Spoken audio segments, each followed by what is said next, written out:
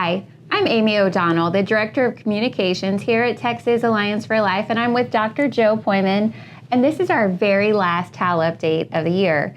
Speaking of end of the year, many apps show year-end trends such as your most listened to songs, your post with the most robust number of engagements, and other annual recap highlights.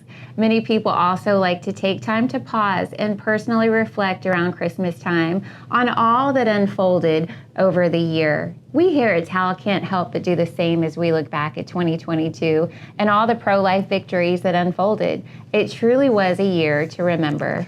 First, Texas saw a 50% drop in reported abortions in the first half of 2022 because of the Texas Heartbeat Act, an incredible achievement.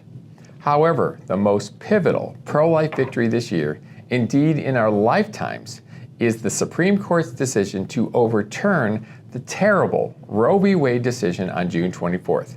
That opinion, called Dobbs v. Jackson Women's Health Organization, makes it completely clear that a right to abortion does not exist in the Constitution. And immediately, abortions in Texas came to a halt as Texas's pre-Roe laws, initially passed in 1854, went back into effect, shocking the abortion industry. For the first time in half a century, unborn babies' lives were protected. A few weeks later, on August 25th, the Human Life Protection Act went into effect. That bill, passed by the legislature and signed by pro-life Governor Abbott in 2021, completely protects unborn babies and their mothers from abortion throughout pregnancy, beginning at conception. It also adds stricter penalties for those who perform abortions illegally. Now, all 23 abortion facilities in our state have ceased performing abortions indefinitely, and the abortion industry in Texas has collapsed.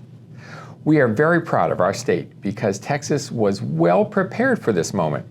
The legislature appropriated and Governor Abbott approved $100 million for the highly successful Alternatives to Abortion program. The tremendous network of hundreds of pregnancy centers, maternity homes, and adoption agencies is working well, helping thousands of women with planned or unplanned pregnancies.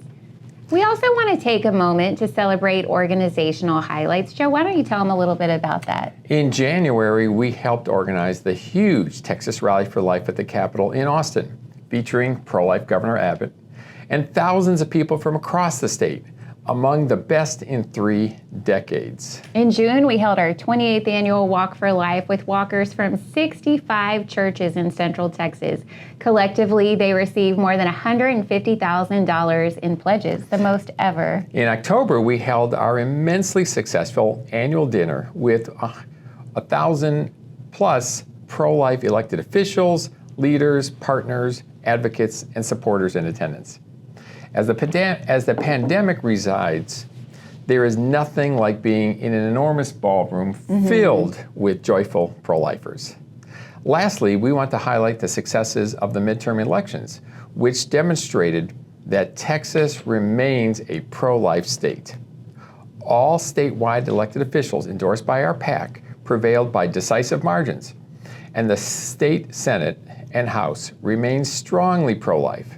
Texas Alliance for Life played a substantial part by spending nearly $400,000 to turn out pro-life voters. With 2023 just around the corner, we look forward to continuing our pro-life efforts, knowing our work is nowhere near finished.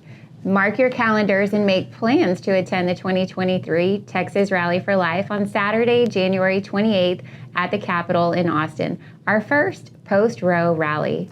And on behalf of the board and staff at Texas Alliance for Life, we wish you and your family a Merry Christmas. We hope to see you again for our next TAL update next year. Bye, y'all.